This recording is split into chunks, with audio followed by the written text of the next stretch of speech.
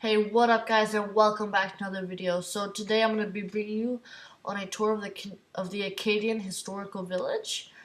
But as we go along on this tour, I'm going to give you some historical background about the Acadians and stuff.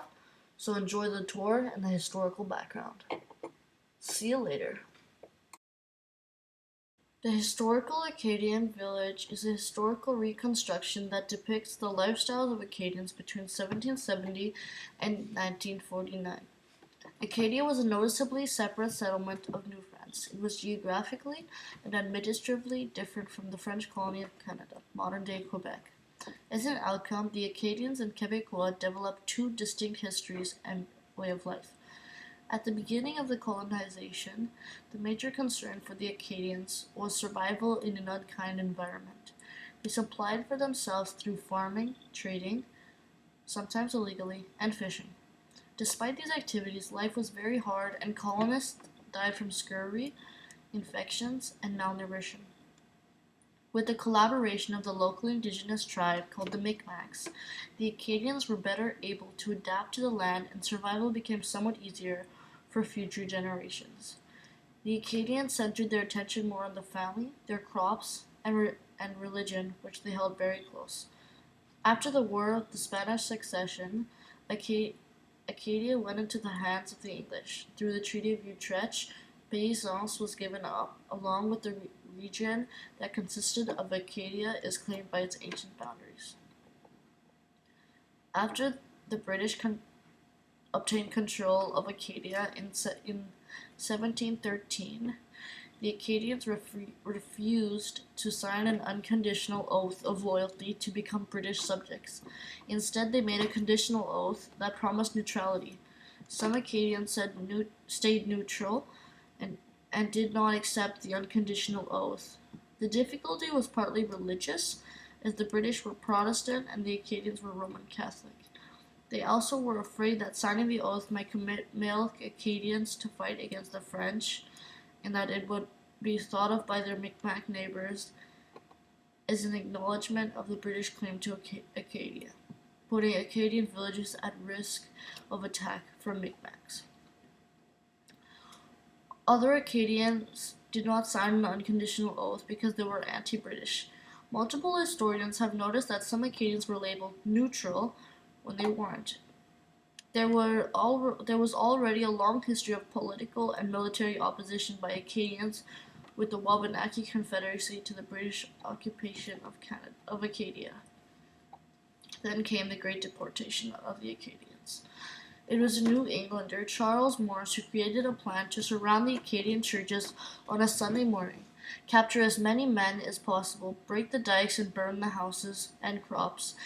When the men would not go, the soldiers threatened their families with bayonets.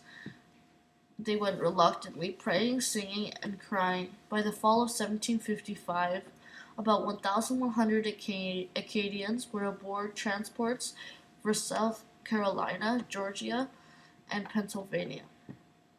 Some Acadians stood their ground, notably Joseph Beausoleil-Poissard, who launched a number of retaliatory raids against the British troops. Many fled to the forest, where the British continued to hunt them down for the next 5 years. A group of 1,500 fled for New France, others to Cape Breton and the upper reaches of the Petitcodiac River. Out of about 3,100 Acadians deported after the fall of Louisbourg in 1758, about 1,649 people died by drowning or disease, a fatality rate of 53%. Between 1755 and 1763, roughly 10,000 Acadians were deported. They were taken by ships to many points around the Atlantic. Substantial numbers were landed in English colonies, others in France or the Caribbean. Thousands died of disease or starvation in the terrible conditions on board ship.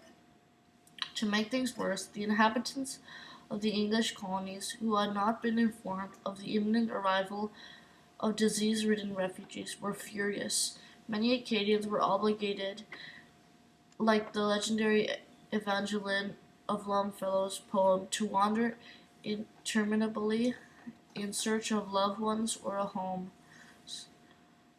And in case some of you were wondering why so many of the Acadian men were deported, well, one reason was probably the English were afraid that, let's say, the French would attack, that the Acadians would join the French and then attack also the British. So that was one of the reasons why they deported so much men from the Acadians. So without further ado, please enjoy the rest of the tour of the Acadian historical village.